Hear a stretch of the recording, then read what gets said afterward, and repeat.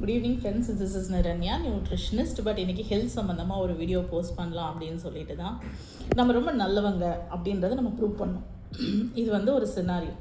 But ரெண்டு விதமாக யோசிச்சு பாருங்கள். நாம் ரொம்ப நல்லவங்கன்றது நமக்கு தெரிஞ்சால் போதாதா?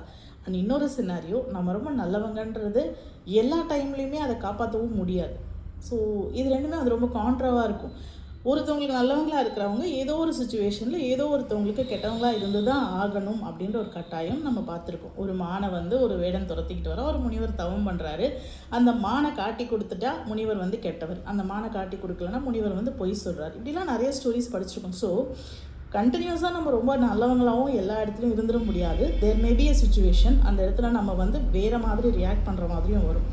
ஸோ அந்த கான்ட்ரவர்சியில் இருந்துட்டு நான் ரொம்ப பியூராக இருக்கேன் போகிறேன் அப்படின்ற சுச்சுவேஷனில் நம்மளையே நம்ம கொண்டு வந்து நம்மளை வந்து ஸ்ட்ரெஸ்ஸில் நம்ம கொண்டு வராமல் ரிலாக்ஸாக இருந்து அந்த சுச்சுவேஷனை எப்படி ஸ்மார்ட்டாக ஹேண்டில் பண்ணுறது, அண்ட் மோரோவர் மனசில் பட்டதை பேசுகிறது மூலமாகவும் நாம் இயல்பாக இருக்கிறது மூலமாகவும் நம்மளுக்கு ஒரு இடத்துல கெட்ட பேர் வருதுன்னா அதையும் நம்ம ஓகே இதுதான் நம்மளோட இயல்பு, ஸோ அதுக்கு இந்த மாதிரி ஒரு ரெஸ்பான்ஸ் நம்மளுக்கு வந்திருக்கு அப்படின்றதையும் அக்செப்ட் பண்ணி அந்த மைண்ட் செட்குள்ளே நம்மளை வச்சுக்கிட்டோம் அப்படின்னு சொன்னால் டெஃபினட்டாக அந்த ஒரு மூட் ஸ்விங் அப்படின்றது ஜஸ்ட் லைக் தட் அப்படி பாஸ் பண்ணிடலாம். ஸோ அதையே ப்ரொலாங்டாக நம்ம கொண்டுட்டு போய் அதை வச்சு நம்மளோட ஹெல்த்தை நம்ம ஸ்பாயில் பண்ணிக்காமல் நம்ம ரொம்பவே ரிலாக்ஸ்டாக இருக்கலாம். ஸோ ஒரு சின்ன மைண்ட் சம்மந்தமாக சொல்லணும்னு நினச்சேன்.